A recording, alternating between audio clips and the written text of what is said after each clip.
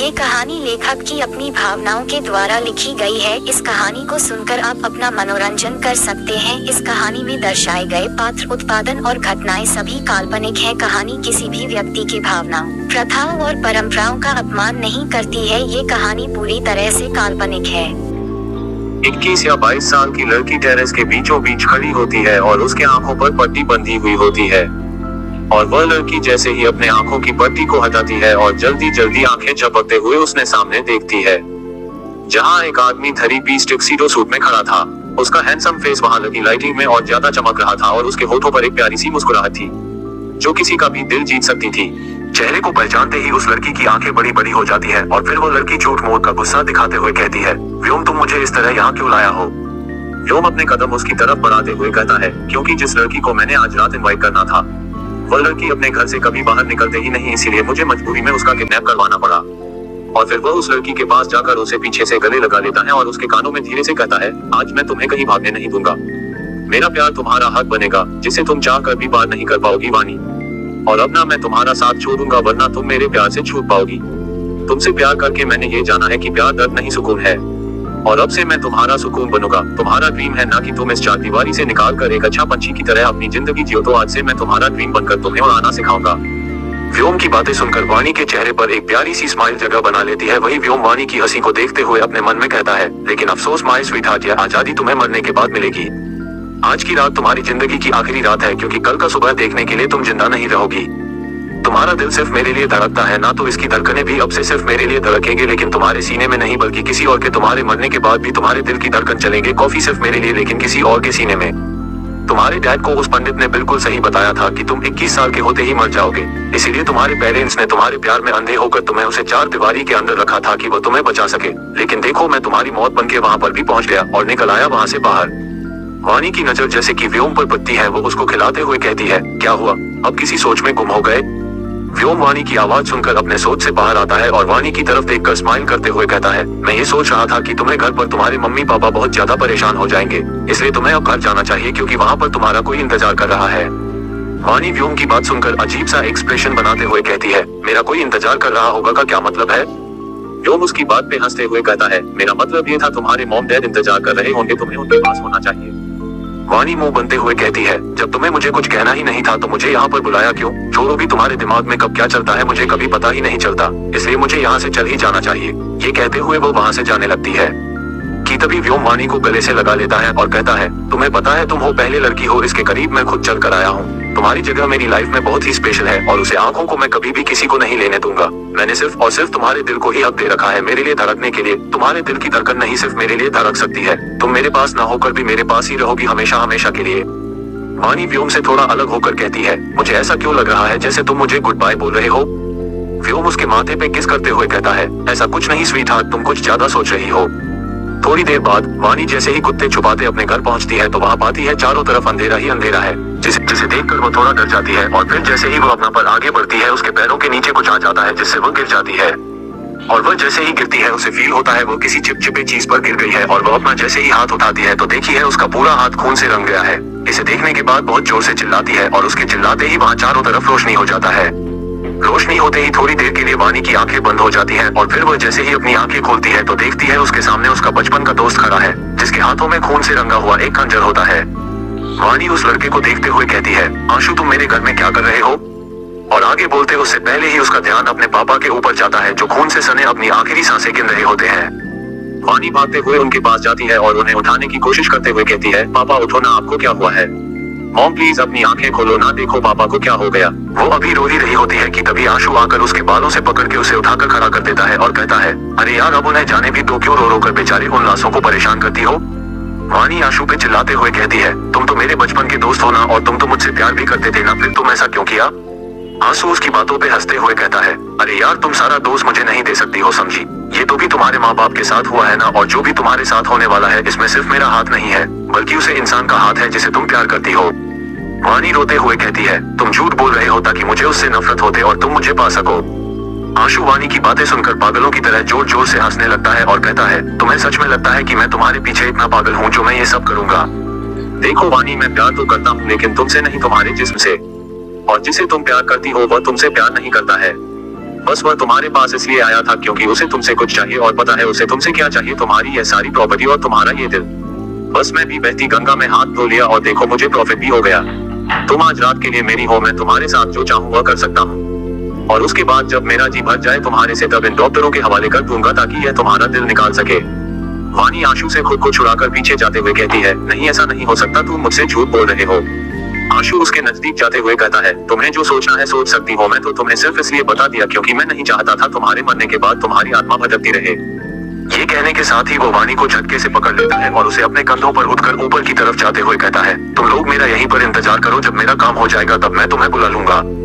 वानी आशु की पकड़ से खुद को छुड़ाते हुए कहती है, मुझे छोड़ दो प्लीज। आशु उसको रूम में लाकर नीचे उतार देता है और उसके नजदीक जाते हुए कहता है, अगर नहीं छोड़ा तो। आशु इतना कहते ही वानी जोर से उसके गाल पर एक तमाचा लगा देती है। अब आशु का गुस्सा 7वें आसमान पर पहुंच चुका था। वो उसके पहने कपड़े के बाजू को फाड़कर तुरंत उसके शरीर से अलग कर देता है और कहता है, बहुत घमंड है ना तुम्हें अपने स्वाभिमान पर और अपनी इज्जत पर, इसी के चलते तुमने मुझ पर हाथ उठाया था ना, आज मैं तुम्हारा स्वाभिमान ही तुमसे अलग कर दूंगा। वानी की आंखें नम हो जाती है, वो अपने सीने को दबते हुए चिल्लाकर कहती है, तुम्हें जरा भी शर्म नहीं आई ये सब करते हुए? मेरे मॉम डैड तो तुम्हें अपने बेटे की तरह प्यार करते थे और आज तुम उन्हें ही जान से मारकर उनकी ही बेटी की जबरदस्ती कर रहे हो। आशु नफरत के साथ हंसते हुए कहता है, अगर मैं तुम्हारे साथ जबरदस्ती करके सेटिस्फाई हो सकता हूँ तो मुझे जरा सी भी शर्म नहीं है। आशु की बातें सुनकर वानी सिर से लेकर पैर तक कांपने लगती है। आशु उसकी तरफ देखता है और कहता है, क्या हुआ वानी, डर लग रहा है, तुम इतना कांप क्यों रही हो? अभी तो मैंने कुछ किया भी नहीं। कहीं तुम्हें ये तो नहीं लग रहा है कि मैं तुमको जान से मार दूंगा? नहीं, मैं इतना भी बुरा नहीं हूँ यार। तुम्हें पता है जब मैंने तुम्हें पहली बार देखा था तभी मैंने सोच लिया था तो मैं किसी भी हालत में अपने बिस्तर तक लाकर ही रहूंगा और अब तो मुझे मौका भी मिल गया है, तो सोचो मैं तुम्हारे साथ क्या क्या कर सकता हूँ और तुम्हारी ये खूबसूरती किसी को भी तुम्हारी तरफ अट्रैक्ट करने के लिए काफी है। वानी तुरंत उसे खुद से दूर धकेल देते हुए कहती है, दूर रहो मुझसे, मुझे आज घिन आ रही है तुमसे। मैं सोच भी नहीं सकती जिसे मैं अपना सबसे अच्छा दोस्त मानता था वो मेरे साथ ऐसा करेगा। आशु वानी के हाथों को पकड़कर उसे बेड पर पटक देता है और अपने कोट को निकाल कर फेंक देता है, फिर अपने शर्ट को भी निकाल कर फेंक देता है और उसके करीब जाते हुए कहता है, कोई बात नहीं, अगर तुमने नहीं सोचा था तो आज देख लेना अपनी आंखों से मैं तुम्हारे साथ क्या क्या करता हूँ। वानी रोते हुए कहती है, प्लीज मुझे जाने दो, मैं यहाँ से कहीं दूर चली जाऊंगी, तुम मेरे साथ ऐसा क्यों कर रहे हो? आशु गुस्से से कहता है, क्योंकि ऐसे अपने सामने रोता हुआ देखना चाहता था मैं, और तुम्हें लगता है ना कि मैं तुमसे प्यार करता हूँ, तो कभी नहीं, मैं सिर्फ तुमसे नफरत करता हूँ और एक बात, तुम सिर्फ एक दिन का मेरा बिस्तर गर्म करने के काम आने वाली हो मेरे। वानी अपने हाथ जोड़कर उसके सामने विनती करते हुए कहती है, मुझे जाने दो, मैं यहाँ से बहुत दूर चली जाऊंगी, मैं कभी तुम्हें अपना दोबारा शक्ल नहीं दिखाऊंगी, प्लीज मुझे जाने दो। आशु कहता है, अरे यार ये रोना धोना बंद करो और मुझे अपना काम करने दो, और वैसे भी कल से तुम सबसे दूर जाने वाली हो तो दोबारा अपनी शक्ल दिखाने का यहाँ पर तो कोई सवाल ही नहीं बचता। ये कहकर वो उसके साथ जबरदस्ती करने लगता है। वानी उसे खुद से दूर धक्का देने की कोशिश करती है तो आशु उसके दोनों हाथों को पकड़ लेता है। वानी लगातार चिल्ला रही थी, उससे अपने आप को छोड़ देने की भीख मांग रही थी, लेकिन आशु उसे बिल्कुल नहीं छोड़ता और वो रूम साउंड प्रूफ होने के कारण उसकी चीखें उस रूम से बाहर नहीं जाती। आशु उसके शरीर को एक भेड़िए की तरह नोचे जा रहा था और वानी सिर्फ उससे भीख मांग रही थी, लेकिन वह उसके ऊपर जरा सा भी दया ना दिखा रहा था। छोड़ दो मुझे कहते हुए वह लगातार रो रही थी, उसके आंखों से आंसू जैसे रुकने का नाम ही नहीं ले रहे थे, लेकिन आशु को आंसुओं से कोई फर्क नहीं पड़ता। वानी लंबी लंबी सांसें लेती है और बहुत जोर से चिल्लाते हुए कहती है, तुम हैवान हो, दूर रहो मुझसे, अगर तुमने मेरे साथ कुछ भी करने की कोशिश की तो मैं तुम्हारी जिंदगी बर्बाद कर दूंगी। आशु आहूजा। इस बार उसका चिल्लाना आशु को भड़काने के लिए काफी था। वो उसके बाल को पकड़कर एक जोरदार थप्पड़ उसके गाल पर जड़ देता है, जिससे वानी का चेहरा एक तरफ झुक जाता है और उसके होंठ के किनारे से खून बहने लगता है। आशु उसे देखते हुए कहता है, अपनी औकात में रहो समझी। उस थप्पड़ से वानी पूरी तरीके से हिल जाती है और उसका पूरा शरीर कांपने लगता है, क्योंकि वानी एक अमीर खानदान की राजकुमारी होने के साथ साथ अपने माँ बाप की इकलौती औलाद थी, जिसे उन लोगों ने काफी लाड प्यार से बड़ा किया था। उन्होंने उसे कभी घर से बाहर तक नहीं जाने दिया है और वहीं उसके साथ आज ये सब हो रहा होता है। वानी को ऐसा लग रहा था जैसे कोई उसके शरीर को नोच रहा है। वो दर्द से चिल्ला रही थी, लेकिन आशु का एक हाथ उसके मुंह में होने के कारण उसका चिल्लाना उसके गले तक ही सीमित रह जाती है। वानी लंबी लंबी सांसें लेते हुए लगातार रोए जा रही थी और अपना हाथ पैर मारने की कोशिश कर रही थी, लेकिन उसका कोई फायदा नहीं था। वानी अब लगभग टूट चुकी थी, वो एक जिंदा लाश की तरह पड़ी हुई थी। जब आशु की डिजायर शांत हो जाता है वो उसके ऊपर से हट जाता है और उसके ऊपर चादर डालकर अपने कपड़े पहनते हुए अपना फोन उठाकर नीचे खड़े डॉक्टर को ऊपर आने को कह देता है। वही वानी कोई भी हलचल न करते हुए एक डक रेलिंग की तरफ देख रही थी। तभी वहाँ पे 2 डॉक्टरों की टीम आती है और वानी के शरीर से चादर को हटा देते हैं और एक डॉक्टर सर्जिकल नाइफ लिए वानी की तरफ बढ़ जाता है। वो लोग बिना वानी को बेहोश किए ही उसके सीने पर चीर फाड़ करने लगते हैं और वही वानी अपनी आंखें बंद करते हुए अपने मन में कहती है, वानी मल्होत्रा का वादा है तुम सबसे अच्छा है, मुझे कितने भी जन्म क्यों ना लेने पड़े, मैं तुम सबके इन चेहरे को जरूर याद रखेगी और एक दिन जरूर लौट कर आऊंगी तुमसे अपना बदला लेने के लिए। ये कहते हुए उसकी आंखें बंद हो जाती हैं। एक हॉस्पिटल के एक वार्ड में एक लड़की बेड पर लेटी थी। धीरे धीरे उसकी आंखें खुलती है तो खुद को अनजान जगह पाती है। वो अपनी आंख खोलते ही सबसे पहले अपने सीने पर हाथ रख देती है और वहाँ पर देखते हुए कहती है, मेरा हाथ तो उन लोगों ने निकाल लिया था, फिर मैं जिंदा कैसे बच गई और मेरे सीने पर कट का निशान क्यों नहीं है और ये कौन सी जगह है। वो जैसे जैसे याद करती है उसके साथ क्या हुआ था, वो जोर जोर से चीखने लगती है। अभी डॉक्टर्स के गए हुए कुछ ही समय हुए थे कि वार्ड के अंदर से लड़की के चीखने की आवाजें आने लगती है। वही एक नर्स जो सभी चीजों को चेक कर रही थी, वो लड़की को होश में आए देख भाग के बाहर जाती है और कहती है, डॉक्टर डॉक्टर पेशेंट को होश आ गया है, जल्दी आइए। नर्स की बात सुन डॉक्टर जल्दी से अंदर जाते हैं। वही बॉडीगार्ड भी किसी को कॉल करके इन्फॉर्म करता है कि बॉस मैम को होश आ गया है। दूसरी तरफ से बिना कुछ बोले कॉल कट हो जाता है। वही वार्ड के अंदर लड़की को संभालने की कोशिश कर रहे थे, लेकिन वो लड़की बार बार एक ही चीज रिपीट कर रही थी, मुझे मॉम डैड के पास जाना है, उन्हें चोट लगी है। तभी वार्ड का दरवाजा जोर की आवाज के साथ खुलता है और एक कपल अंदर आता है। वो दोनों अंदर आते ही उसे लड़की को बुरी तरीके से घूमने लगते हैं। वो लड़की कुछ कह पाती उसके पहले ही वो आदमी आगे जाकर उसको खींचकर एक चांटा लगा देता है और उसके ऊपर चिल्लाते हुए कहता है, तुम्हें क्या लगता है तुम्हारी मौत तुम्हें बचा सकती है? तो इस शादी से तुमने आखिर क्या सोचकर सुसाइड करने की कोशिश की? वो लड़की अपने गालों पर हाथ रख लेती है और अपने सामने खड़े इंसान को देखकर समझने की कोशिश कर रही होती है कि आखिर यह है कौन और इस बारे में बातें कर रहा है। वो ये सब सोच रही होती है कि तभी उसके सर में बहुत तेज दर्द होता है और एक एक की सारी चीज उसके माइंड में वीडियो की तरह चलने लगती है। और अब जब वो अपनी आंखें खोलता है तो उसे सब कुछ क्लियर हो चुका होता है और वो अपने मन में कहती है, तो क्या मैं मारकर वापस से जिंदा हो गई हो, वो भी किसी और की आइडेंटिटी लेकर? लेकिन ऐसा कैसे हो सकता है? उस लड़की को जब तक अपनी कंडीशन का कुछ पता नहीं चला था, तभी उसने उस आदमी की चीखती हुई गुस्से से भरी आवाज सुनी, अरे शैतान लड़की, तुम्हारी शादी का फैसला तो पहले से ही हो चुका है, जिसे अब कोई भी नहीं बदल सकता है। अगर तुम मर भी गई ना, तो भी हम तुम्हारी हड्डियां मैरिज हॉल तक ले जाएंगे और तुम्हारी शादी करवाएंगे। इसलिए अब तुम कोई नाटक करने की कोशिश भी मत करना, क्योंकि इन सब से हमें कोई फर्क नहीं पड़ने वाला है। तो बेहतर होगा कि आने वाले दिनों में तुम एक अच्छी उबेदित लड़की की तरह रहो और हम जैसा बोल रहे हैं बिल्कुल वैसा करो, वरना इसका अंजाम बहुत बुरा होगा जो तुम्हें ही भुगतना पड़ेगा। और वैसे भी तुम्हारी शादी तुम्हारी माँ करने से पहले ही उसे लड़की के साथ करवा कर गई थी, इसलिए तुम चाहकर भी इस शादी से नहीं भाग सकती हो और तुम्हें मुझे दोष देने की कोई जरूरत नहीं है, क्योंकि जो भी तुम्हारे साथ हो रहा है वो सब तुम्हारी किस्मत की गलती है। तुम्हारी किस्मत ही इतनी बुरी है कि जिससे तुम्हारी शादी होने वाली है और पहले से एक क्लास बन चुका है, जिसकी सांसें तो चल रही है लेकिन जिंदा होकर भी वो मरा हुआ है। वो जैसे जैसे उन लोगों की बातें सुनती जाती है, वैसे वैसे उसे याद आने लगता है कि ये लोग इस लड़की की असली मालकिन के साथ क्या क्या करते थे, ये लोग इसका कैसे जीना दुश्वार कर दिए थे। लेकिन तभी उसे याद आता है जिससे इस लड़की की शादी होने वाली है, वो तो व्योम का ही छोटा भाई है। व्योम की याद आते ही लड़की की आंखें ठंडी हो जाती है, लेकिन फिर कुछ सोचते हुए खुद से कहती है, नहीं, मैं उस घटिया इंसान की बातों को कैसे मार सकती हूँ? व्योम तो मुझे बहुत प्यार करता है, वो मेरे लिए इतना गलत कभी सोच ही नहीं सकता। मुझे कुछ भी करके भी व्योम तक पहुँचना ही होगा और उसके पास पहुँचने के लिए मुझे ये शादी करनी होगी, क्योंकि मेरी जैसी एक काम आदमी उसे जैसे बड़े इंसान के पास नहीं पहुँच सकती। उसने अपनी नजरें नीचे की ओर झुकाई और अपने आप को देखा, जिसे देखते ही एक बार फिर से उसकी आंखों में आंसू आ गए। कहा वह कल 21 को हुई थी और आज वो एक 18 साल की लड़की के शरीर के अंदर है। जी हाँ, ये कोई और नहीं, हमारी वानी का ही रीबत हुआ है। तभी वानी को याद आता है इस लड़की का नाम तो तिशा है, जो कॉलेज स्टूडेंट है और पार्ट टाइम जॉब करके अपने कॉलेज फीस भरती है। वो इन सब बातों में अभी खोई हुई होती है कि तभी वो आदमी एक बार फिर उससे बात करने की कोशिश की और उसने काफी देर तक इंतजार भी किया, लेकिन उस लड़की ने उसे कोई जवाब नहीं दिया। वो बेचारी देती भी कैसे, वो तो खुद में ही उलझी हुई थी। फिर उस आदमी ने गुस्से में कहता है, तुम शैतान लड़की, क्या तुमने मेरी बात सुनी भी या नहीं? वानी अभी भी सोच में ही डूबी हुई थी और तभी उसने अनकॉन्शियसली ही कहती है, हम ठीक है, बेहतर होगा कि तुम मुझे परेशान ना ही करो और ना ही अपने डैड को तुम्हारे साथ जबरदस्ती करने के लिए मजबूर करो। वो औरत तिशा से कहती है। ये कोई और नहीं, तिशा के डैड राजीव मेहरा और उसकी सटेप मदर मीनाक्षी मेहरा होती है। फिर वो राजीव जी से कहती है, जी आप बेफिक्र हो जाए, ये एक अच्छी लड़की है, वो कोई परेशानी पैदा नहीं करेगी। क्यों बच्चा, मैं सही कह रही हूँ ना? मीनाक्षी जी की बातें सुनकर वानी को बहुत ही ज्यादा गुस्सा आ रहा होता है और अपने मन में कहती है, कितनी नौटंकीबाज औरत है ये। इसे देखकर यकीन हो गया कि अपनी इन्हीं मीठी बातों की वजह से तिशा के डैड को अपनी बातों में ली होंगी। अब से वानी ही तिशा है, इसलिए वो उसे तिशा ही कहेंगे और ये हमारी हीरोइन है। तभी एक बार फिर राजीव जी तिशा पे चिल्लाते हुए कहते हैं, तुम्हें सुनाई नहीं दे रहा है? तुम्हारी माँ कितने प्यार से तुम्हें बुला रही है और तुम होगी कोई जवाब ही नहीं दे रही हो। उसकी बातें सुनकर तिशा बिना भाव के तुम दोनों की तरफ देखती है और कहती है, मैं शादी के लिए तैयार हूँ, अब आप दोनों हंसी चाहिए। जैसे ही राजीव की तिशा की बातें सुनते हैं वो खुश हो जाते हैं और कहते हैं, फिर ठीक है, मैं यहाँ से डिस्चार्ज पेपर तैयार करवाता हूँ, तुम हमारे साथ घर चलो, कल ही तुम्हारी उसे लड़के के साथ शादी है। तो आइए जान लेते हैं उनके बारे में। तिशा 18 साल की बहुत ही प्यारी और इनोसेंट लड़की है। वो अभी कॉलेज में पढ़ती है। उसकी हाइट 5 फीट 5 इंच है। सुंदर सा चेहरा, बड़ी बड़ी नीली आंखें, उसे पर बड़ी बड़ी पलकें, दूध जितना गोरा बदन, सुर्ख लाल होंठ और कमर से नीचे आते बाल दिखने में बिल्कुल एक परी की जैसी। उसकी मॉम की डेट पहले ही हो चुकी है। उसके पापा पहले उससे प्यार करते थे, लेकिन जब से उन्होंने दूसरी शादी की वो तिशा को पूरी तरीके से भूल गए। राजीव जी और मीनाक्षी जी के 2 बच्चे हैं, काव्या मेहरा और आयुष मेहरा। ये दोनों भी अपनी मां की तरह ही है, दिशा को परेशान करने का एक मौका भी नहीं छोड़ते हैं। उनका जितना कम होता है सब उसे ही करवाते हैं। नेक्स्ट डे दिशा के शादी के लिए एक बड़ा सा 5 स्टार होटल बुक किया गया था और उसे एक राजमहल की तरह सजाया गया था और ऐसा लग रहा था कि जैसे आज किसी राजा का शादी हो, और हो भी क्यों ना आज उदयपुर के किंग कहे जाने वाले वेदांश प्रताप राजावत की जो शादी थी। दुनिया भर से सभी बड़ी बड़ी नामचीन हस्तियों को आमंत्रित किया गया था।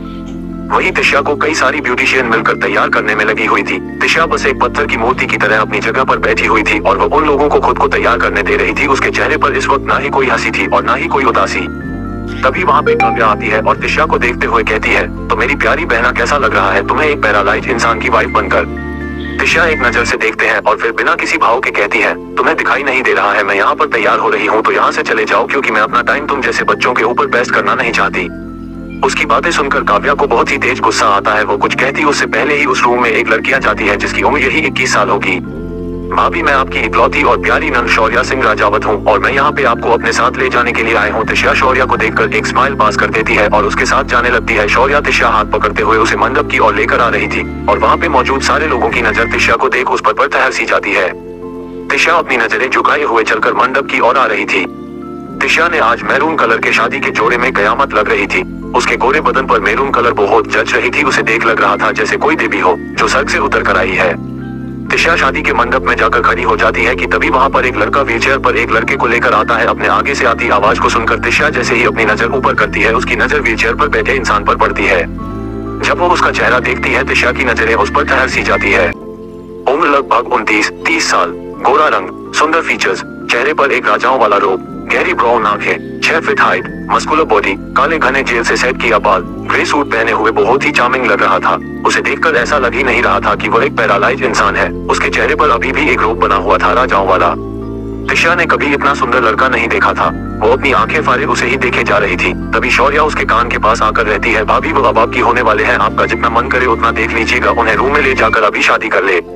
तो चलिए जान लेते हैं अपने हीरो के बारे में। वेदांत सिंह राजावत यह एक राजघराने से बिलोंग करते हैं। तो ये है राजस्थान की हुकुमसा जो पूरे देश में राज करता है। उसकी कई सारी बिजनेस है जो कि पूरे इंडिया में फैली हुई है। ये स्वभाव से बहुत ही गुस्सैल है मगर अपनों के लिए बहुत ही शांत। उसे अगर एक बार कोई चीज पसंद आ जाए तो वो किसी भी हद तक जा सकता है उसे पाने के लिए। कोई भी इंसान उसके सामने खड़े होकर उसके आंखों आंखें डाल बात करने भी डरता है। इनकी मॉम डैड का एक रहस्य है जो आपको बाद में पता चलेगा।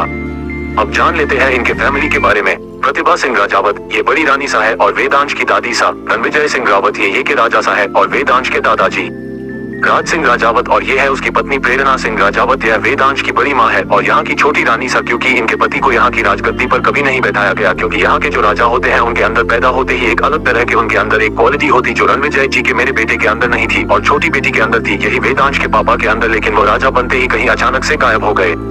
उनके 3 बच्चे हैं, व्योम सिंह राजावत और शौर्य सिंह राजावत और उनकी छोटी बेटी शौर्य सिंह राजावत। शौर्य और शौर्या वेदांश को अपने बड़े भाई की तरह ट्रीट करते हैं लेकिन व्योम उसे बिल्कुल भी पसंद नहीं करता क्योंकि उसे लगता है उसने उसका हक मारा है। क्योंकि बड़ा होने के नाते ये राजगद्दी उसकी थी लेकिन मिली वेदांश को। बाकी सब आगे कहानी में आप लोगों को पता चलेगा। फिलहाल अपनी स्टोरी पर आते हैं।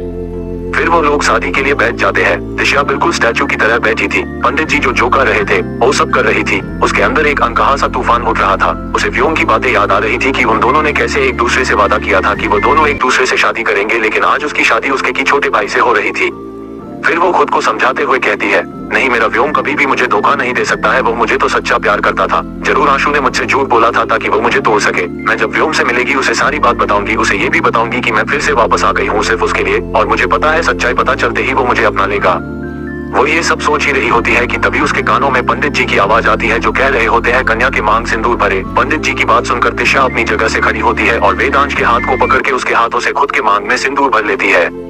इस पल में दिशा भी अपनी आंखें बंद कर लेती है। उसके दिल में एक अजीब सा एहसास हो रही थी। उसे समझ नहीं आ रही थी कि यह एहसास कैसा है।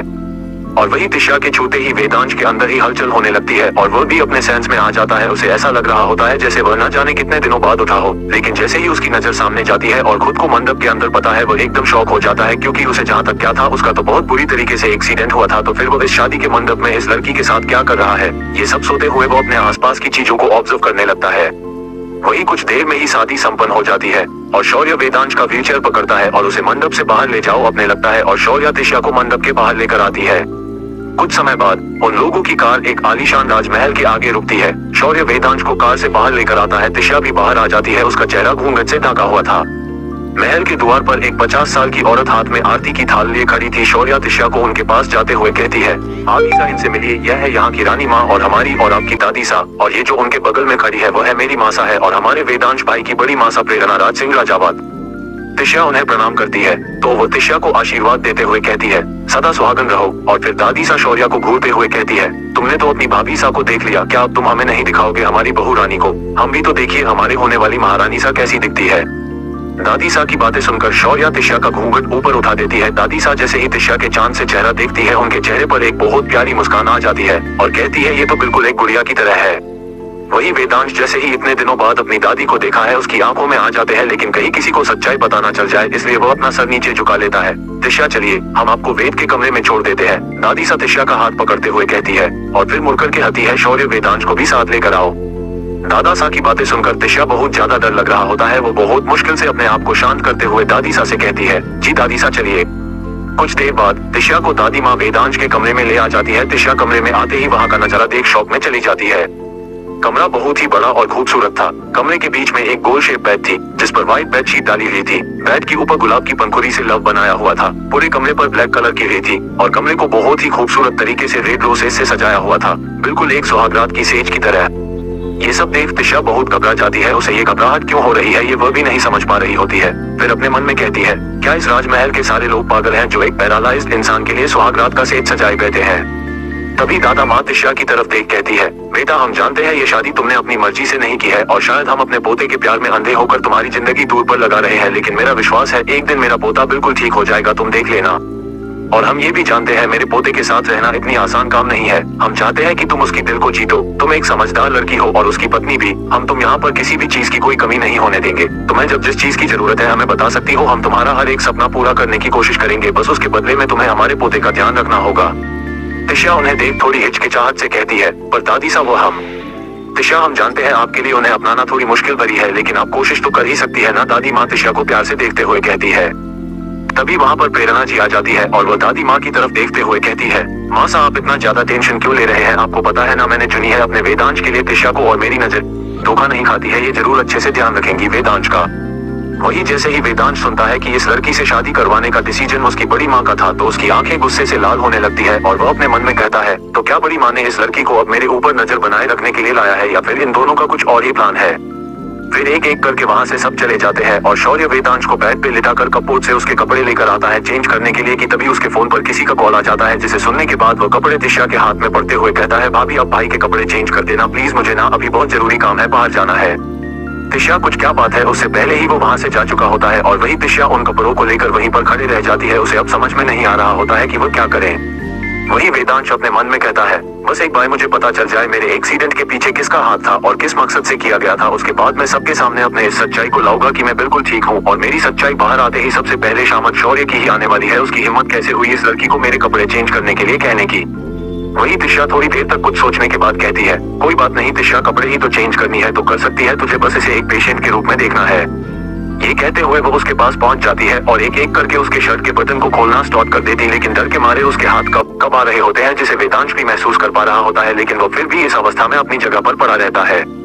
तिशा किसी तरह वेदांश के शर्ट को निकालकर उसे एक ब्लैक कलर की शर्ट पहना देती है, लेकिन जैसे ही लोअर पहनने की बारी आती है उसके चेहरे से पसीने छूटने लगते हैं डर के मारे। फिर वो अपने लहंगे के दुपट्टे को अपने आंखों पर बांध लेती है और फिर वो वेदांश के पेट को निकलने लगती है, लेकिन गलती से उसका हाथ गलत जगह पर टच हो जाता है, जिसे महसूस करते ही वो जोर जोर से चिल्लाने लगती है और कहती है, माफ करना भैया, गलती हो गई, बस गलती से टच हो गया, माफ कर देना, मैंने जानबूझकर ऐसा नहीं किया। लेकिन जैसे ही उसे रियलाइज होता है वो क्या बोल रही है तो वो फट से अपने मुंह पर हाथ रख लेती है और फिर कहती है, सॉरी सॉरी, तुम मेरे भैया नहीं हो, हे भगवान, मैं अपने पति को भैया कैसे बोल सकती हूँ। वही वेदांश तिशा की हरकतें देखकर खुद को मुस्कुराने से रोक नहीं पाता है और फिर अपने मन में कहता है, इस घर में पागलों की कमी थोड़ी थी जो एक और आ गई। फिर जैसे तैसे करके तिशा वेदांश के कपड़े चेंज करती है और फिर अपने आंखों से दुपट्टे को खोलती है और एक लंबे सांस लेते हुए कहती है, किसी को कपड़े पहनना इतना मुश्किल काम होता है, मुझे तो पता ही नहीं था। फिर वो अपने पहनने के लिए इधर उधर कपड़े देखने लगती है, लेकिन उसे कुछ नहीं मिलता, जिसे देखकर उसका मुंह लटक जाता है और फिर वो ड्रेसिंग टेबल के पास जाकर एक एक करके अपने गहने उतरने लगते हैं और फिर चूड़ियां निकलने लगती है। तिशा जैसे ही लास्ट चूड़ी निकलने को होती है कि तभी उसको अपनी मॉम की याद आ जाती है जो कह रही होती है, वानी तुमने सारी चूड़ियां क्यों निकाल दी मेरे हाथ से, अब ऐसा कभी गलती से भी नहीं करना। तुम्हें पता है जब लड़कियों की शादी हो जाती है तो उनके हाथ और उनके गले कभी सुने नहीं होने चाहिए, इससे पति के ऊपर संकट आता है। ये बात याद करते ही तिशा की आंखों में आंसू आ जाते हैं और वो फिर वापस से एक चूड़ी अपने हाथों में डाल लेती है और उस मंगलसूत्र को भी उठकर दोबारा पहन लेती है। तिशा बिना कपड़ा चेंज किया ही वेदांश के बगल में आकर लेट जाती है। दिन भर शादी के भाग दौड़ की वजह से वो बहुत ही ज्यादा थक गई होती है, जिसके चलते उसको तुरंत नींद आ जाती है। तिशा की आंखें जैसे ही बंद होती है वैसे वेदांश अपनी जगह से धीरे से उठने की कोशिश करता है, लेकिन वो उठ नहीं पाता है और बेड से नीचे गिर जाता है। फिर काफी देर कोशिश करने के बाद वो किसी तरह बेड का सहारा लेकर उठकर खड़ा होता है और तिशा के आसपास फोन ढूंढने की कोशिश करने लगता है। जब उसे कहीं फोन दिखाई नहीं देता तो अपने मन में कहता है, हद है, इस लड़की के पास फोन भी नहीं है। और फिर किसी न किसी चीज को पकड़ते हुए वो अपने वार्डरोब के पास जाता है और वार्डरोब का गेट ओपन करके अपने कपड़ों को एक साइड करता है जहाँ पर एक छोटा सा लॉकर जैसा कुछ दिखाई देने लगता है। फिर वेदांश उसने पासवर्ड एंटर करता है जिससे वहाँ पर एक दरवाजा खुल जाता है और नीचे सीढ़ियां दिखाई देने लगती है। वेदांश वैसे ही दीवार का सहारा लेकर सीढ़ियों से नीचे उतर जाता है और वहाँ पर अपनी नजर घुमाकर फोन को ढूंढने लगता है। थोड़ी देर में ही उसे फोन दिखाई दे देता है तो वो उसे चार्ज में लगा देता है। जब फोन 5% चार्ज हो जाता है तो वो किसी को कॉल करता है और कुछ कहकर फोन रख देता है। 20 मिनट बाद वेदांश किसी सच में घूम था कि तभी वहाँ पे 2 लोग आते हैं। उनमें से एक लड़का आगे आते हुए वेदांश के गले लग जाता है और कहता है, आपकी इस हालात का जिम्मेदार सिर्फ मैं और मैं हूँ, अगर मैंने उसे दिन प्रॉब्लम क्रिएट नहीं की होती तो ये सब हुआ ही नहीं होता। और फिर थोड़े गुस्से से वेदांश के सीने में करने लगता है और कहता है, और आप मुझसे इतना ज्यादा गुस्सा कैसे हो सकते हैं कि अपने पासवर्ड तक चेंज कर दिया। आपको पता भी है मैं आपको देखने के लिए कितना ज्यादा तड़प रहा था, मेरे पास कोई रास्ता नहीं था जिससे मैं आपके पास पहुंच सकूं। वेदांश उस लड़के को खुद से अलग करता है और कहता है, एक्सीडेंट के पीछे किसका था और किस मकसद से किया गया था, कुछ पता चला तुम्हें? वेदांश की बात सुनकर वो लड़का मुंह बना लेता है और कहता है, पूरे 6 मंथ बाद आप मुझसे मिले हो और आप हो कि मेरा हाल चाल पूछने की जगह ये पूछ रहा हूँ कि इसके पीछे था कौन? वैसे पूछ लिया है तो बात ही देना, इसके पीछे कोई और नहीं व्योम है और मकसद तो सामने ही है, उसे राजा जो बना यहाँ का। उस लड़के की बात सुनकर वेदांश उसे घूरता है और कहता है, जितना यह आसान दिख रहा है उतना आसान है नहीं, इसके पीछे कुछ और भी है जो तुम दोनों पता नहीं कर पाए हो। इसलिए मुझे ही अब जल्दी से अपने पैर पर खड़ा होना होगा और इन सब के बारे में सोचना होगा। इसलिए जितनी जल्दी हो सके उतनी जल्दी मेरे लिए एक बेस्ट डॉक्टर को बुला, ताकि मैं जल्दी से जल्दी रिकवर कर सकूं। और हाँ, तुम दोनों को तो मेरे शादी के बारे में पता ही होगा। जिसपे वो दोनों अपनी बत्ती से दिखाते हुए कहते हैं, हाँ हमें तो पता ही है, लेकिन अफसोस हम आपकी शादी में नहीं आ पाए और ना ही हमने आपकी बीवी को देखा। वेदांश उनकी बातें सुनकर मुझे गुस्से से घूमने लगता है और कहता है, मैं तुम दोनों को अपनी शादी देखने के लिए नहीं बोलने वाला था। मैंने ये सवाल इसलिए किया कि अगर तुम दोनों को शादी के बारे में पता था तो तुम दोनों ने मेरी शादी होने कैसे दी? वेदांश की बात सुनकर उसका असिस्टेंट दीपक कहता है, क्योंकि जब से आपका एक्सीडेंट हुआ तब से व्योम मेरे पीछे अपने आदमियों को लगा रखा है, इसलिए मैं जाकर भी कुछ नहीं कर सकता। और वैसे भी मुझे तो लगता है शादी से आपको फायदा ही हुआ है, शादी होती आप होश में आ गए, यानी मैम आपके लिए लकी है। तभी दूसरा लड़का कहता है, फिर तो सबसे पहले मुझे जाकर अपनी भाभी को देखना चाहिए। इतना कहकर वो ऊपर जाने लगता है कि तभी वेदांश उसका हाथ पकड़ लेता है और कहता है, अंश ये लड़की वही है जिससे तुम्हारी शादी बचपन में ही हो गई थी। वेदांश की बातें सुनकर अंश अपनी जगह पे ही रुक जाता है और फिर अपने भाई को हैरानी से देखते हुए कहता है, तो क्या अब ये हम दोनों की पत्नी है? यानी जिसे मॉम ने पसंद किया था वो हमारी वाइफ है, ये कितनी अच्छी बात है ना भाई? वेदांश अंश की बातें सुनकर सीरियस हो जाता है और कहता है, तुम्हें याद है मॉम का लास्ट मैसेज क्या था हम दोनों के लिए? चाहे कुछ भी हो जाए हमें दुनिया वालों के सामने खुद को एक्सपोज नहीं करना है और किसी भी हालत में खुद को जिंदा रखना है और उसे राजगद्दी पर बैठना है ताकि हम उन तक पहुंच पाए। तुम्हें पता है ना, जब हम दोनों पैदा हुए थे तभी मॉम ने मुझे इस दुनिया से छुपा दिया और तुम्हें इस दुनिया के सामने रखा। हम मॉम डैड के 2 बेटे हैं पर दुनिया के लिए सिर्फ एक है। मॉम हमें वेदांश क्यों बोलती है? क्योंकि वो हम दोनों के नाम को इस दुनिया के सामने मौजूद रखना चाहती थी। दोनों का नाम अलग अलग है लेकिन जुड़कर वो एक हो जाता है। वेद जोड़ अंश इक्वल्स वेदांश सिंह राजावत। उनका पहला सिख हमारे लिए ये था कि हमें किसी पर भी भरोसा नहीं करना है, इसलिए हमें इस लड़की पर भी भरोसा नहीं करना है क्योंकि इस बार इस लड़की को लाने वाली हमारी बड़ी मॉम है। अंश वेद की बातें सुनकर रुक जाता है और कहता है, हाँ मुझे याद है आपने कैसे मुझे इस राजमहल के अंदर भेज दिया और खुद अकेले रहकर अपना ध्यान रखा। आप चाहते तो मेरी जगह पर आप रह सकते थे क्योंकि हम दोनों का चेहरा तो सेम ही है ना, लेकिन फिर भी आपने मुझे यहाँ भेज दिया ताकि मुझे कोई भी प्रॉब्लम ना हो सके। मैं वेदांश बनकर अपनी जिंदगी जी, लेकिन आप सिर्फ मेरी अपनी जिंदगी में अंधेरों में बिता दिया। अब सच सच बताना, आपको उसे एक्सीडेंट के बारे में पता था ना, तभी तो आपने मुझे जगह चेंज कर ली उस दिन। अगर उसे दिन में अपनी जगह पर होता तो आज आपकी ये हालत नहीं होती। वेदांश को अपने गले लगते हुए कहता है, अब ये सब बातें भूल जाओ और मेरे लिए एक अच्छे डॉक्टर का इंतजाम करो जितनी जल्दी हो सके, ताकि मैं जल्दी से ठीक हो सकूं और उसे राज तक पहुंच सकूं जिसकी वजह से हमारे मॉम डैड हमसे दूर हो गए। हमें किसी भी हाल में अपने मॉम डैड तक पहुंचना होगा। अंश वेद की बात सुनकर मुस्कुराते हुए कहता है, हम मॉम डैड के 2 बेटे हैं और दोनों एक से बढ़कर एक, तो हमें कोई रोक नहीं सकता उन तक पहुंचने से। उन दोनों की बात सुनकर दीपक इमोशनल हो जाता है और कहता है, सच कहूँ तो आपने मुझे बहुत ही ज्यादा बेरहम, निर्दय, जल्लाद, राक्षस से कम नहीं लगते थे, लेकिन अब पता चल रहा है आप लोग इतने भी निर्दयी क्यों है। अंश दीपक को घूरते हुए कहता है, तुमने तो हमें बहुत अच्छे अच्छे नाम दे रखे हैं, हमें तो पता ही नहीं था तुम नामकरण भी करते हो, छोटा सा भूत, छोटा सा भूत। दीपक जब देखता है उसने गलती से अपने ही पर कुल्हाड़ी मार ली है तो वो बात को संभालते हुए पूरी बात को ही बदल देता है और कहता है, वेद सर, हम आपके लिए डॉक्टर तो ढूंढ लेंगे, लेकिन आप अपना इलाज कैसे करवाएंगे, क्योंकि मुझे नहीं लगता वो बड़ी मॉम डॉक्टर चेंज करने देगी आपका। उसकी बात सुनकर उन दोनों भाइयों का ध्यान भी उसे बात से हटकर इस बात पर आ जाता है।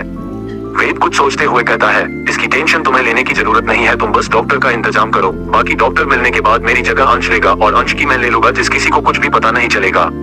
वेद की बात सुनकर अंश अपना मुंह बनाते हुए कहता है, भाई आपके कहने का क्या मतलब है कि मैं कल से पैरालाइज इंसान बनने की एक्टिंग करूंगा। वेद एक मुस्कुराहट के साथ उसे देखता है और कहता है, मेरा भाई बड़ा हो गया, बातों को जल्दी समझ लेता है अब। वेद की बातें सुनकर अंश मुंह बना लेता है और कहता है, लेकिन मैं आपकी वाइफ के साथ कैसे रह सकता हूँ, कुछ ऊंच नीच हो गई तो क्या होगा। अंश की बातें सुनकर वेद उसे घूर कर देखने लगता है और कहता है, भूलो मत, वो तुम्हारी भी वाइफ है, और हाँ वैसे भी मैं तुम्हें वहाँ पर रोमांस करने के लिए नहीं भेजा है, बस तुम्हें वहाँ पर पैरालाइज होने की एक्टिंग करना है और सबकी पर नजर रखना है, खासकर इस लड़की पे, क्योंकि इसको देखकर ऐसा लग रहा है जैसे ये किसी मकसद से यहाँ पर आए है।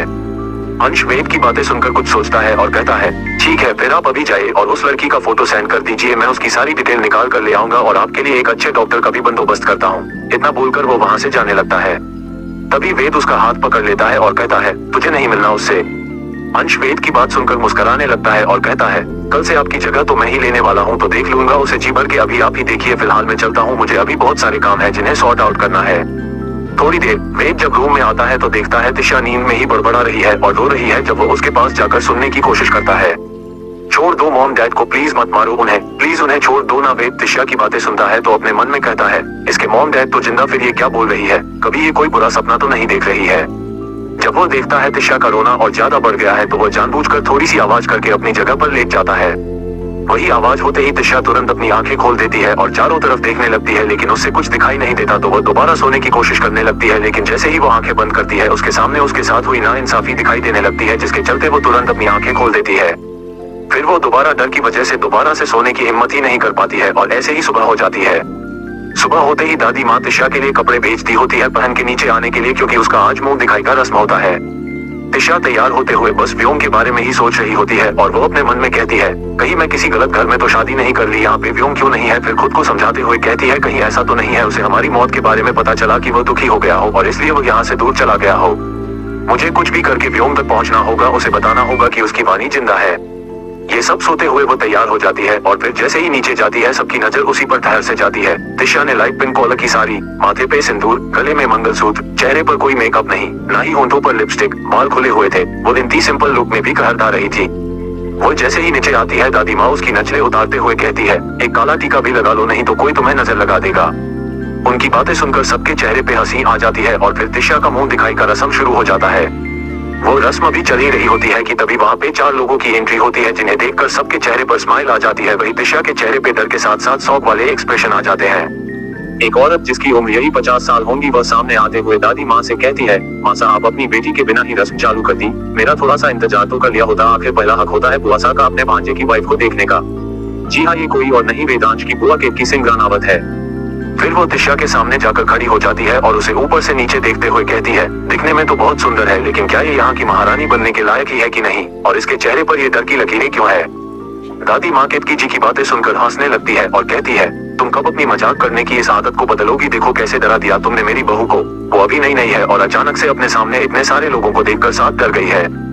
फिर दादी माँ तिशा को आगे करती है और कहती है, तिशा इनसे मिलो, ये तुम्हारी बुआ सा है और यह उनके बेटे आशुतोष है, जिन्हें हम प्यार से आंसू कहते हैं, और ये हमारे घर के बड़े बेटे व्योम सिंह राजावत है।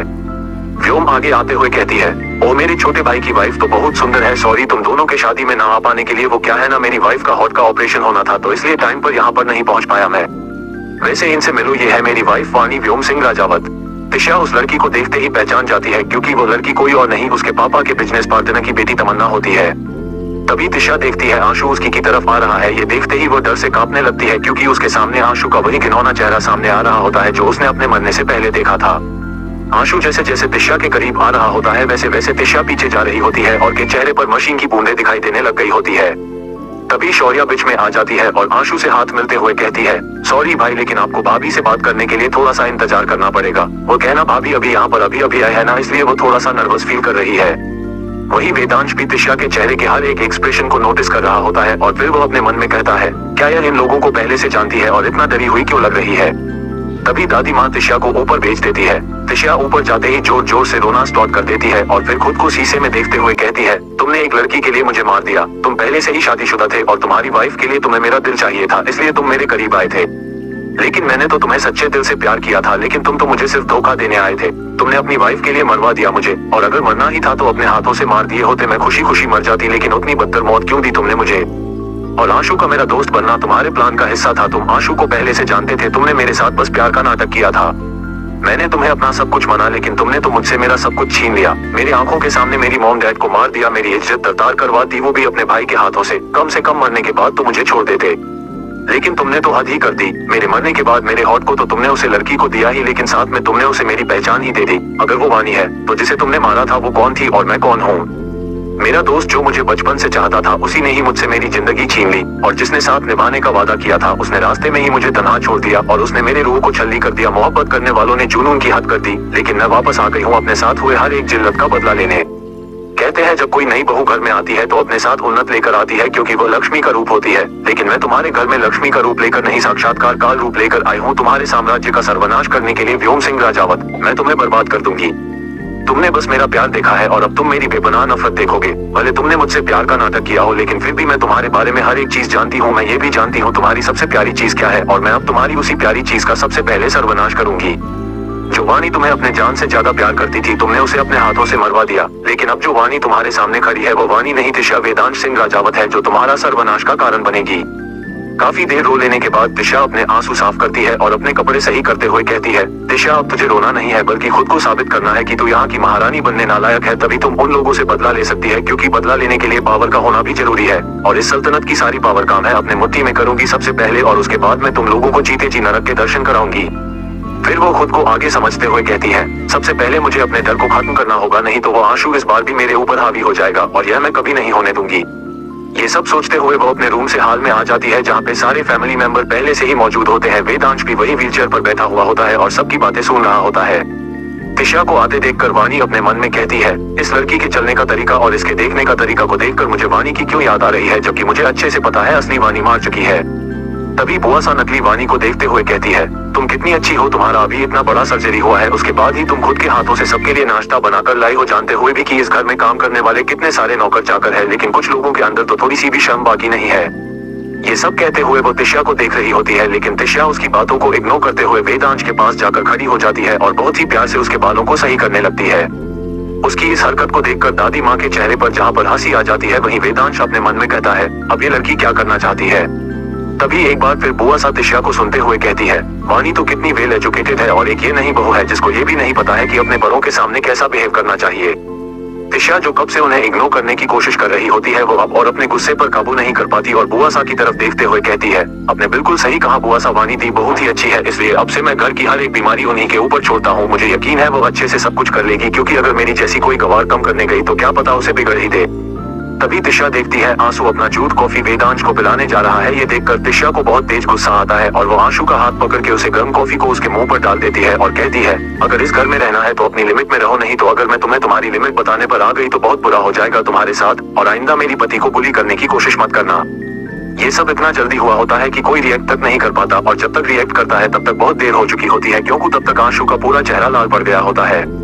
तभी बुआ सा तिशा पे चिल्लाते हुए उसे करने के लिए हाथ उठा लेती है, लेकिन तिशा उनके हाथ को बीच में ही पकड़ लेती है और कहती है, गलती आपकी बेटी की है तो जाकर आपको उसे समझना चाहिए, ना कि किसी दूसरे पर हाथ उठाना चाहिए, और वैसे भी मैंने उसकी गलती की बहुत छोटी सजा दी है अभी। बुआ सा चिल्लाते हुए कहती है, तुम दो कौड़ी की लड़की, तुम अब मुझे बताओ कि कौन गलत है और कौन सही। तभी दादी माँ बीच में आ जाती है और बुआ सा से थोड़ी ऊंची आवाज में कहती है, कित की गलती आंसू की थी, उसकी हिम्मत कैसे हुई अपनी झूठी कॉफी वेदांश को पिलाने की कोशिश करने की, क्या उसे नहीं पता है वेदांश किसी की टच किए हुए चीज को भी हाथ नहीं लगता, तो वो उसकी झूठी चाय कैसे पी सकता है। प्रतिभा जी जब देखती है अब बात हाथ से निकल रहा है तो वो सबको शांत करते हुए डिनर करने के लिए बोल देती है। तिशा डिनर करने के बाद खुद वेदांश को रूम तक लेकर आती है और उसे किसी तरह बेड पर सुला देती है, और फिर एक लंबी सांस लेते हुए कहती है, मैं तो बहुत ज्यादा थक गई और अब तो मेरा कुछ करने का भी मन नहीं कर रहा है। ये सब सोचते हुए वो पहले वेदांश के आंखों के पास अपने हाथ को ले जाकर हिलती है, लेकिन वेदांश सिर्फ ऊपर दीवार की तरफ ही देखते रहता है, अपनी पलकें तक नहीं झपकता। ये देखकर तिशा एक राहत की सांस लेती है और फिर ड्रेसिंग टेबल के पास जाकर अपने सारे गहने निकाल कर रख देती है और फिर वेदांश के सामने ही अपने एक एक करके सारे कपड़े निकलने लगती है। वही जब वेदांश तिशा की इस हरकत को देखता है, उसकी आंखें शौक के मारे बाहर आने को होती है और वो अपना मुंह दूसरी साइड कर लेता है और अपने मन में कहता है, क्या ये लड़की पागल हो गई है? इसे इतना भी नहीं पता है कि किसी लड़की के सामने ऐसे कपड़े नहीं निकलना चाहिए। वो अपनी नजरें तिशा से हटाना तो चाह रहा होता है, लेकिन ना चाहते हुए भी उसकी नजर बार बार तिशा के ऊपर ही जा रही होती है। वही तिशा अपने कपड़े खोलकर वेदांश की एक शर्ट उठाकर पहन लेती है और फिर वो बेड पे वेदांश के बगल में आकर लेट जाती है और फिर पता नहीं क्या होता है, वो वेदांश के क्लोज चली जाती है और उसके एक हाथ को पकड़कर गले लगा लेती है और कहती है, तुम्हें पता है मैंने आज अपना सब कुछ खो दिया, अपनी आखिरी उम्मीद भी खो दी मैंने, इसलिए आज के लिए मैं तुम्हें गले लग रही हूँ, बुरा मत मानना। वही वेदांश को अपनी बढ़ी हुई हार्ट बीट को कंट्रोल करने में लगा हुआ होता है, क्योंकि उसे डर लग रहा होता है कि आज उसका पोल ना खुल जाए। तिशा वेदांश का हाथ पकड़े खुद तो सो जाती है, लेकिन उसके इतने करीब होने की वजह से वेदांश सही से सांस भी नहीं ले पा रहा होता है। ऐसे ही लगभग रात के 12 बज चुके थे। दोनों ने एक दूसरे की तरफ करवट ली थी। तिशा का चेहरा वेदांश के एकदम सामने था। वेदांश उसकी लंबी काली पल को देखता है और उसके सोए हुए मासूम चेहरे को देखते हुए कहता है, तुम जो दिखती हो वो तुम नहीं हो, मुझे ऐसा क्यों लग रहा है? ऐसे ही वो तिशा में खोए हुए कब सो जाता है पता ही नहीं चलता।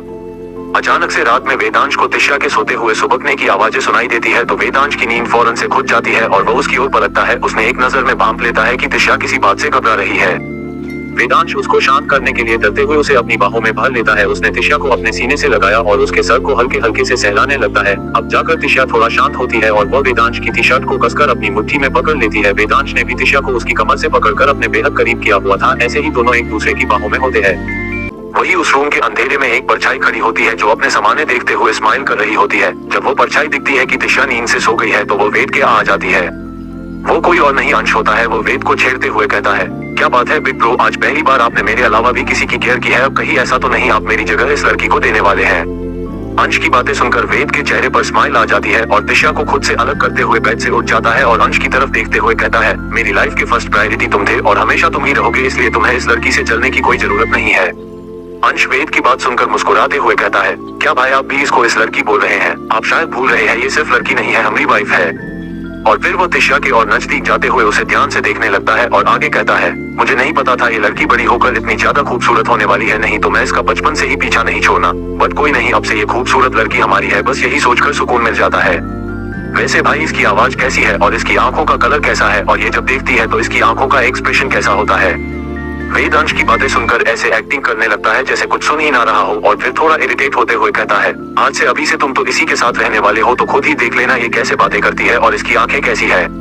अंश वेद की बातें सुनकर मुस्कुराने लगता है और फिर एक फाइल आगे करते हुए कहता है, मैंने इसके बारे में हर एक चीज पता कर लिया। उसका नाम तिशा है और के फर्स्ट ईयर्स की स्टूडेंट है। इसकी उम्र 18 साल है और कॉलेज का फीस भरने के लिए पार्ट टाइम जॉब्स करती है। इसकी मॉम की डेट लगभग 2 साल पहले हो चुकी है। वेद अंश की बात सुनकर कुछ सोचते हुए कहता है, और क्या इसके डैड की भी डेथ हो चुकी है? अंश डैड का जिक्र सुनते ही अजीब सा मुंह बना लेता है और कहता है, वो क्यों मरेगा थरकी साला, उसका चक्कर तो अपने वाइफ के साथ रहते हुए भी सेक्रेटरी के साथ चल रहा था और उससे उसके 2 बच्चे भी है। तभी तिशा अपना ब्लैंकेट अपने पैर से मारते हुए नीचे गिरा देती है और फिर दूसरी साइड घूमकर सो जाती है और वह ये दोनों भाई डर के मारे जमीन पर ही लेट गए होते हैं। जब उन्हें कोई आवाज सुनाई नहीं देती है तो बहुत जल्दी से अपनी जगह से खड़े हो जाते हैं और फिर जैसे ही अंश की नजर तिशा के गोरे लंबे पैरों पर जाती है, वह शौक होकर वेद को देखने लगता है और फिर अपने चेहरे पर एक शरारती भारी स्माइल ले कहता है, हे भगवान, मैंने ये क्या देख लिया? मेरे जिस भाई को मेरे अलावा किसी और की तरफ देखते हुए नहीं देखा, आज वही मेरा भाई एक लड़की के साथ सो रहा था, वो भी बिना कपड़ों के। वेद अंश को घूरते हुए कहता है, अपनी बकवास करना बंद करो और अपनी आंखें खुलकर अच्छे से देखो, उसने शर्ट पहन रखा है। अंश, हाँ टी शर्ट तो पहन रखा है लेकिन पेट तो नहीं पहना है ना। Tears of Joy, tears of Joy. अब सच सच बताओ, आप दोनों के बीच क्या हुआ? वेद उसको घूरते हुए कहता है, अंश नो मस्ती ओके, और हाँ अब से तुझे इसी के साथ रहना है, तो फालतू की कोई भी हरकतें मत करना। तू समझ रहा है ना मैं क्या कह रहा हूँ? अंश वेद को एक स्माइल पास करते हुए कहता है, क्या भाई आप मुझे इतनी खूबसूरत लड़की के साथ एक रूम में एक बेड पे रहने के लिए कह रहे हैं और ये भी सोच रहे हैं कि मैं इसके साथ कुछ नहीं करूंगा? आपको पता है ना मैं खूबसूरत लड़कियों को देखकर अपना कंट्रोल खो देता हूँ, और ऊपर से तो यह मेरी वाइफ है, तो फिर मैं कैसे खुद पर कंट्रोल कर सकता हूँ? वेद अंश को एक किलर लुक देते हुए कहता है, जैसे मैं कंट्रोल किया वैसे ही कर लेना, क्योंकि अभी हम डिसेबल है और हमारी सच्चाई बाहर नहीं आनी चाहिए। इसलिए जब तक सच्चाई बाहर नहीं आ जाती तब तक उल्टी सीधी हरकतें करने के बारे में सोचना भी मत। अंश वेद की बातें सुनकर ऐसे मुंह बनाता है जैसे किसी बच्चे के हाथों से उसकी फेवरेट कॉटन कैंडी छीन ली गई हो। फिर दोनों भाई अपने कपड़े एक दूसरे से एक्सचेंज करते हैं और वेद अंश की जगह ले लेता है और अंश वेद की।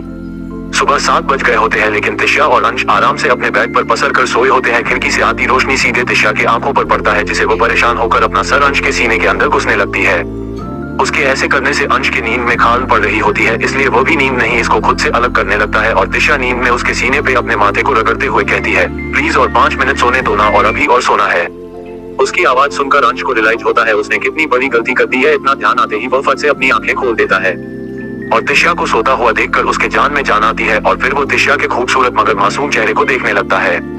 तभी अचानक से उनके रूम का गेट खुलता है और केतकी जी गुस्से में अंदर आती है और वह जैसे ही तिशा को सोया हुआ देखती है उनका गुस्सा और हाई हो जाता है और वो तिशा के पास जाकर उसे उठाते हुए कहती है, ये लड़की तुझे शर्म नहीं आती इतनी देर तक सोते हुए। तिशा जैसे ही अपने पास से किसी के चिल्लाने की आवाज सुनती है तो वह तुरंत उठकर बैठ जाती है और अपने सामने देखते हुए कहती है, देर से उठने के लिए मेरी तरफ से सॉरी, और अब चलिए आप मुझे सॉरी बोलिए। आपको हिम्मत भी कैसे हुई मेरे परमिशन के बिना अंदर आने की? आपको शर्म नहीं आती ऐसे किसी के रूम में घुसते हुए? आप ही सोचो, अगर हम और हमारे पति अभी कुछ कर रहे होते तो अपने तो सब देख लेना था। अंश को अपनी आंखें बंद किए सोने का नाटक कर रहा होता है। वो अपने मन में कहता है, अब तो ये गई बुआ सा तो अब इसे छोड़ने वाली नहीं है। वही केतकी जी जैसे ही तिशा की बात सुनती है वो आग बबूला हो जाती है और जोर जोर से चिल्लाते हुए कहती है, अब यही दिन बाकी रह गया था देखने को कि कल की यह लड़की मुझे माफी मांगने के लिए बोलेगी, सिर्फ इतनी सी बात के लिए कि मैंने उसे उठने को कह दिया। उसकी चिल्लाने की आवाज सुनकर नीचे से दादी माँ और प्रतिभा जी, वानी सब लोग उस रूम में इकट्ठे हो जाते हैं। वानी केतकी जी से कहती है, क्या हुआ बुआ सा, आप इतनी तेज चिल्लाई क्यों थी? केतकी जी झूठे आंसू बहाते हुए कहती है, मैंने तो बस बहू को ये बोली कि बेटा जी उठ जाओ सुबह हो गई है, लेकिन ये तो उल्टा मेरे ऊपर ही चिल्लाने लगी और यह कहने लगी अभी निकालो मेरे रूम से। वो आगे कुछ कहती उससे पहले ही तिशा एक झटका के साथ अपनी जगह से खड़ी हो जाती है, जिससे उसके लंबे पैर दिखाई देने लगते हैं और फिर वो अपने चेहरे पर मासूमियत लाते हुए कहती है, अरे बुआ सा लगता है आपने मेरी बातों को सही से सुना नहीं। मैंने आपको रूम से निकलने को नहीं बोला, मैंने तो बस ये कहा था कि अगर आपको अगली बार अगर आपको ऐसे ही मेरे रूम में आना होगा तो आप मुझे बता दीजिएगा, मैं गेट पे ही खड़ी रहूंगी आपकी स्वागत के लिए। और वैसे भी ऐसे सुबह सुबह डुप्लीकेट चाबी के लिए नौकरों को परेशान करना अच्छी बात नहीं है ना, आखिर उनको भी काम होता है। अपने बहू के रूम में अगर आप ऐसे ही डुप्लीकेट चाबी की मदद से अंदर घुसने की कोशिश करेगी तो लोग आपको ही गलत समझेंगे। अब आप ही बताइए इन नौकरों की नजरों में अब आपकी इज्जत क्या रह गई होगी। ये कहते हुए वो केतकी जी के पास चली जाती है और फिर उनके कान में कहती है, दोबारा मुझे फेम करने की कोशिश करने से पहले अच्छे से क्लास ले लीजिएगा, नहीं तो इस बार तो इतने पे ही छोड़ रही हूँ, दोबारा कहीं मुंह दिखाने लायक नहीं रहेगी आप, और हाँ सॉरी बोलकर रूम से निकलना है। ये सब वो बहुत ही धीरे से बोली हुई होती है और उसके चेहरे पर हर वक्त स्माइल बनी हुई होती है, जिसके चलते किसी को उसके ऊपर शक भी नहीं होता। वही दादी सा केतकी जी पे गुस्सा करते हुए कहती है, केतकी ये बेहुदा हरकत करने की क्या जरूरत थी? केतकी की अपनी बातों को संभालते हुए कहती है, माँ मैं तो बस इसी जगाने के लिए आ रही थी। दादी माँ उन्हें अपना हाथ दिखाकर बीच में ही रोक देती है और गुस्सा करते हुए कहती है, जागने के लिए तुम किसी नौकर को भेज सकती थी, और अगर तुम्हें आना ही था तो डोर पर नो करना चाहिए था ना। दादी माँ की बातें सुनकर तिशा की आंखों में चमक आ जाती है, लेकिन फिर वह नाटक करते हुए कहती है, दादी साहब फुआ सा को मत डांटिए, ये तो बस मुझे जगाने के लिए ही आई थी। क्यों बुआ सा मैं सही कह रही हूँ ना, और वैसे भी अब बड़ी है, सॉरी वॉरी बोलने की कोई जरूरत नहीं है। वही अंश भी अपने आंखें खोलकर वहाँ का सारा तमाशा देख रहा होता है और अपने मन में कहता है, वह मेरी वाइफ तो कुछ ज्यादा ही स्मार्ट निकली, सांप भी मार दिया और लाठी भी नहीं टूटने दी। अपनी वाइफ की बहादुरी देखकर तो मेरा मन कर रहा है अभी जाकर उसे चुम लूं। वही दादी माँ तिशा की बात सुनकर कहती है, चाहे बड़ी हो या छोटी, अगर गलती की है तो माफी तो मांगनी पड़ेगी। केतकी छोटी बहू से अभी माफी मांगो। केतकी जी कुछ कहने को होती है कि तभी प्रतिभा जी उनको अपनी आंखों से शांत रहने का इशारा कर देती है, इसलिए केतकी जी को ना चाहते हुए भी तिशा से माफी मांगनी पड़ती है। वही तिशा उन दोनों को इशारा करते हुए देख ली होती है और वो अपने मन में कहती है, अच्छा तो ये दोनों मिली हुई है, चलो सबसे पहले मैं इन दोनों को ही लाइन पर लाती हूँ, वैसे भी कंच जैसे बेटों को पैदा किया है तो सजा तो बनती है।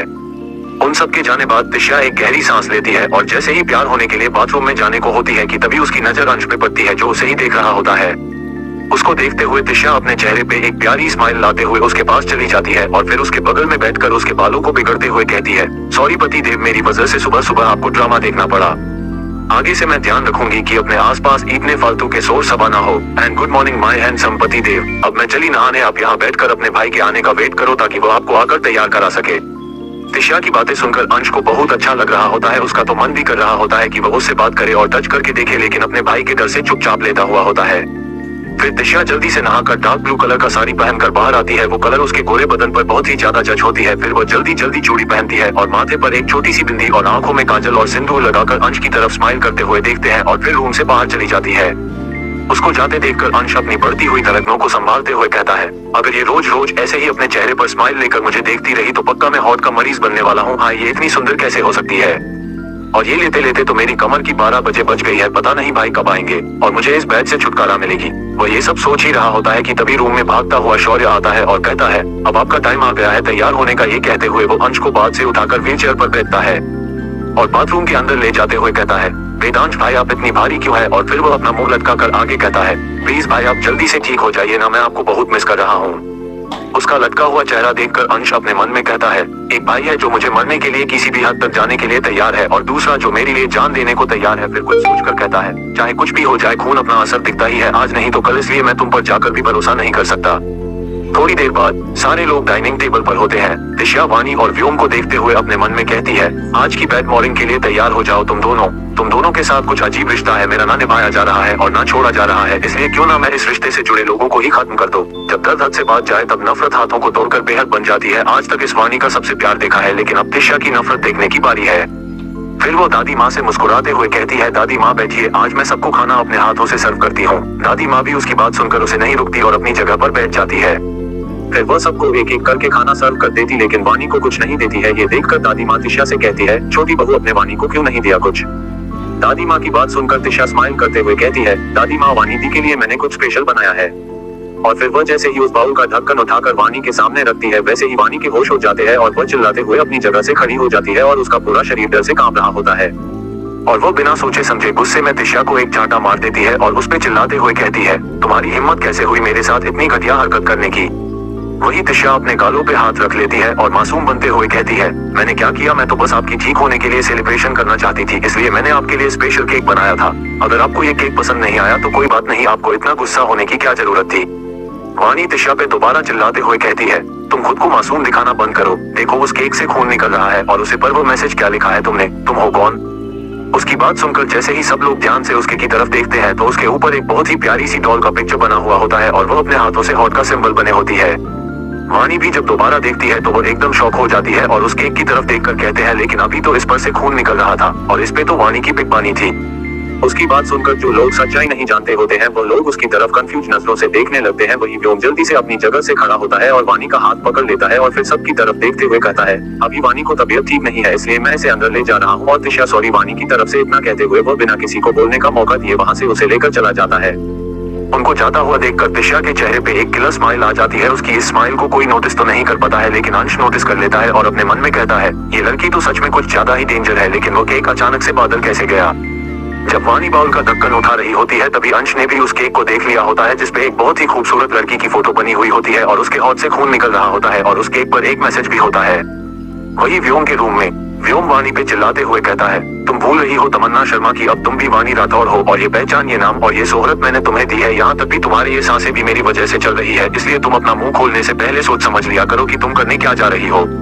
मैंने तुम्हें होश आते ही बताया था ना कि तुम अब वानी हो। तुम्हारे सीने में उसका दिल धड़कता है तो तुम्हें उसकी तरह ही बनना पड़ेगा, क्योंकि मैं अपनी वानी का दिल को हमेशा पयोर ही रखना चाहता हूँ। पता अगर आज तुम्हारी जगह पर मेरी वानी होती तो सामने वाले की गलती होने के बाद भी वो अपने चेहरे पर एक स्माइल के साथ कहती, कोई बात हो जाती है गलती, लेकिन तुमने क्या किया? उस लड़के के ऊपर हाथ ही उठा दिया, वो भी बिना गलती के। वानी अपने आंसू को कंट्रोल करते हुए कहती है, मैं सच कह रही हूँ, उस केक पे वानी की पिक बनी हुई थी और उसके आंखों और दिल से खून निकाल रहा था और उसे पर एक मैसेज लिखा हुआ था, तमन्ना तुम क्या मेरे दिल का अच्छे से ख्याल रख रही हो और क्या आप खुश हो मेरी व्योम को पाकर? व्योम वानी की बात सुनकर उसके ऊपर चिल्लाते हुए कहता है, उस केक को हम सबने देखा है लेकिन उसे पर हमें तो ऐसा कुछ भी दिखाई नहीं दिया, इसलिए फालतू के नाटक करना बंद करो। फिर वो अपनी गर्दन को टेढ़ा करके गर्दन पे हाथ फिराते हुए एक जुनून के साथ कहता है, वाइफी तुम्हें पता है आज तुम्हारी इस हरकत की वजह से मेरी वानी की दिल की धड़कन कितनी ज्यादा तेज हो गई, जबकि मैंने तुम्हें पहले ही बताया था कि वानी की दिल की धड़कन में सिर्फ मुझे देखकर तेज होती है। उसकी आवाज में एक सनक थी जिसे सुनकर वानी अंदर तक कांप जाती है और वो अपनी डरी हुई आंखों से व्योम को देखने लगती है, जो अपनी जुनून भारी नजरों से उसे ही देख रहा होता है। फिर वो अपना एक कदम वानी की तरफ बढ़ाता है, जिससे वानी की दिल की धड़कनें एकदम तेज हो जाती है, जिसे सुनते ही व्योम के चेहरे पे एक अजीब सी स्माइल आ जाती है और वो वानी को प्यार से देखते हुए कहता है, ऐसे ही उसकी दिल की धड़कन ने मुझे देखकर बढ़ जाती थी। आज छोड़ रहा हूँ क्योंकि आज तुम्हारी पहली गलती थी, लेकिन अब से भूलना मत कि तुम मेरी वानी हो जिसे मैं प्यार करता हूँ। व्योम वानी को तो समझा दिया होता है, लेकिन अब उसे खुद दिशा पे शक हो रहा होता है। वही नीचे दिशा दादी माँ के सामने खड़ी होती है और वो कुछ खाने की कोशिश कर रही होती है, लेकिन फिर बीच में कुछ सोचकर रुक जा रही होती है। उसको ऐसा करता देख दादी माँ के चेहरे पर स्माइल आ जाते हैं और वो कहती है, अगर कोई बात है तो तुम मुझे बेझिझक कह सकती हो, मैं तुम्हारी बातों का बुरा नहीं मानूंगी। तिशा दादी माँ की बातें सुनकर उनके पास बैठ जाती है और फिर उनके हाथों को अपने हाथ में लेकर कहती है, दादी माँ मुझे अपना कॉलेज फिर से ज्वाइन करना है, मैं अपनी पढ़ाई कंप्लीट करना चाहती हूँ। तिशा की बातें सुनकर दादी माँ हंसते हुए कहती है, इसमें कौन सी बड़ी बात है, तुम अपनी पढ़ाई जारी रखना चाहती हो, ये तो अच्छी बात है, बताओ तुम्हारा कौन से कॉलेज में एडमिशन करवा दूं मैं। तिशा दादी माँ की बातें सुनकर खुश हो जाती है और कहती है, मैं एडमिशन करवाने की कोई जरूरत नहीं है क्योंकि ऑलरेडी मेरा एडमिशन हो चुका है, इसलिए मैं बस कॉलेज जाने की परमिशन मांगी थी।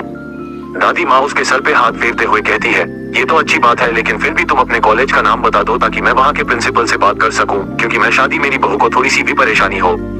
दादी माँ की अपने लिए फिक्र देखकर तिशा को अपने मॉम डैड की याद आ जाती है, लेकिन फिर वो खुद को संभालते हुए कहती है, आपने मेरे बारे में इतना कुछ ज्यादा सोचा, इसके लिए थैंक यू, लेकिन मैं नहीं चाहती किसी को भी पता चले कि मेरी शादी एक राजकुमार हुई है, मैं अपनी नॉर्मल वाली लाइफ ही जीना चाहती हूँ। तिशा के ज्यादा फोर्स करने के बाद दादी माँ उसकी बातें मान जाती है। वही रूम में अंश अपना फोन निकालकर वेद को आज के बारे में सारी बातें बताते हुए कहता है, भाई आप दीपक को पता करने के लिए बोलो कि क्या वो व्योम या वाणी को पहले से जानती है, क्योंकि कुछ तो है तो तिशा छुपा रही है, वो या तो कुछ ऐसा जानती है जो कोई नहीं जानता, क्योंकि मैंने तिशा का डिटेल निकल आया था तब मुझे पता चला था वो एक डरपोक लड़की है, लेकिन जो हमारे सामने है वो कुछ अलग ही है। वही तिशा दादी माँ से कॉलेज जाने के लिए परमिशन लेकर अपनी जरूरत का सामान लेने के लिए अकेले ही महल से बाहर चली जाती है। तिशा एक ऑटो में बैठकर उसे कुछ पैसे देती है और उस ऑटो वाले को उसे एक जंगल वाले रास्ते पर ले जाने के लिए कहती है। तिशा को वो ऑटो ड्राइवर पे पास वाले ही सड़क पे छोड़ देता है। वही तिशा चलते हुए उस जंगल के अंदर आ जाती है और उसे चलने के बाद उसे एक बड़ा फील्ड दिखाई देता है जहाँ पे उसके मॉम डैड का समाधि बना हुआ होता है। तिशा उसके समाधि के सामने जाकर खड़ी हो जाती है और कहती है, सब मेरी लगती है आप लोगों को उसने मेरी वजह से मार दिया, अगर मैं उस धोखेबाज इंसान से प्यार नहीं करती तो आज आप लोग जिंदा होते, मैं बहुत बुरी हूं ना मॉम डैड। फिर वो अपने आंसू पूछते हुए आगे कहती है, लेकिन अपनी बेटी का हम दोनों से वादा है वो उसे इंसान को उसके किए की सजा देकर रहेगी, चाहे उसके लिए अपनी बेटी को दोबारा मरना ही क्यों ना पड़े। और पता है मॉम डैड, मेरी शादी हो गई है और मेरा पति ना बहुत अच्छा इंसान है और मैं ना बहुत खुश हूँ, और मैं आप दोनों से वादा करती हूँ मेरे चेहरे से मैं अपनी स्माइल को कभी भी नहीं जाने दूंगी। जैसा आप कहते थे डैड, वैसे ही आपकी बेटी हमेशा हंसती मुस्कुराती रहेगी, इसलिए आप दोनों जहाँ भी हो ना प्लीज खुश रहना मेरे लिए। फिर वो उसी फील्ड में बने एक स्टैचू के पास जाती है और उस स्टैचू के पास से एक ईंट को हटती है, जिससे उस स्टैचू के पीछे का दरवाजा खुल जाता है और वो अंदर चली जाती है। वहीं दूर से कोई उसके ऊपर अपनी नजर बनाए हुए रखा होता है, लेकिन जब वो इंसान तिशा को यूं अचानक से ऐसे गायब होते हुए देखा है तो वो दौड़कर स्टैचू के पास आ जाता है, लेकिन उसे तिशा कहीं दिखाई नहीं देती है, जिसे देखने के बाद वो डर जाता है और उसे चारों तरफ ढूंढने की कोशिश करने लगता है। वही तिशा सीढ़ियों से होते हुए एक बहुत ही सुंदर से कमरे में आ जाती है जहाँ पे हर तरफ रोशनी ही रोशनी होती है और उस कमरे की दीवारों पर उसके मॉम डैड और उसकी फोटो लगी हुई होती है। उस कमरे को देखते हुए तिशा अपने मन में कहती है, अगर मैं अपने मेंशन से कभी बाहर जाती थी वो एक यही जगह थी जहाँ पापा मुझे हमेशा लेकर आया करते थे और कहते थे कि जब मैं और तुम्हारी मॉम न रहे हैं और अगर तुम्हारे ऊपर कभी कोई मुसीबत आ जाए तो तुम यहीं पर आ सकती हो। फिर वो अपने डैड की दिखाई हुई दूसरी जगह पर जाती है जहाँ पर बहुत सारा सोना, हीरे, जवाहरात, बड़े बड़े मूर्तियां रखी हुई होती है जो उनके पूर्वजों की ही धरोहर होती है। तिशा उन सब चीजों को देखते हुए कहती है, डैड हमेशा कहते थे ये सब मेरे लिए है, लेकिन अब ये सब चीज तो मेरे किसी काम की नहीं रही, लेकिन हाँ व्योम सिंह राजावत तुम्हें बर्बाद करने के लिए ये चीज मेरे काम तो जरूर आएगी। फिर वो सोचते हुए कहती है, सबसे पहले मुझे ये जानना है कि ये वेदांश सिंह राजावत कैसा इंसान है और इसके एक्सीडेंट के पीछे किसका हाथ है, और मुझे व्योम ने क्यों मारा। अगर उसे मेरा नाम और मेरी पहचान चाहिए ही थी तो उसे ये सब तो मुझसे शादी करके भी मिल सकती थी, लेकिन उसने मेरी पहचान और तमन्ना को क्यों दी। क्या मेरा मरना और वेदांश सिंह राजावत के एक्सीडेंट का कोई कनेक्शन है, और पापा को कैसे पता था कि वो मरने वाले हैं। फिर वो एक छोटा सा ब्लैक कलर का बैग उठाकर उसमें जरूर किसी से रखकर वहाँ से बाहर निकल जाती है। तिशा जैसे ही उस स्टैचू के पीछे से बाहर आती है वैसे ही जो इंसान उसके ऊपर नजर रखे हुए होता है वो डर के बेहोश हो जाता है। एक बड़े से मेंशन के अंदर वेद आराम से सोफे पे किसी राजा की तरह बैठा होता है और उसके अगल बगल 5 बॉडीगार्ड खड़े होते हैं और एक आदमी उसके सामने खड़ा होकर करके मार कांप रहा होता है। वो बॉडीगार्ड वेद से कहता है, मैं सच कह रहा हूँ सर, पहले मैम वाणी राठौर की मॉम डैड के समाधि के पास गई थी, वो वहाँ पे काफी देर तक खड़ी थी और शायद रो भी रही थी, और फिर वो एक स्टैचू के पास से अचानक से गायब हो गई। मैंने कभी देर तक उन्हें ढूंढने की कोशिश की लेकिन वह नहीं मिली, और फिर वो अचानक से उस स्टैचू के पास प्रकट हो गई। दीपक जो वही खड़ा होता है वो उस बॉडीगार्ड की बात सुनने के बाद वेद से कहता है, सर मुझे ना इस इंसान की बातों में सच्चाई नजर आ रही है, क्योंकि मैंने ही मिस तिशा का बैकग्राउंड चेक किया था, कॉल जल्दी से लेकर घर तक, क्या करती है, कैसे रहते हैं, कैसे मिलती है, हर चीज जिससे मुझे पता चला वो बहुत ही डरपोक इंसान है।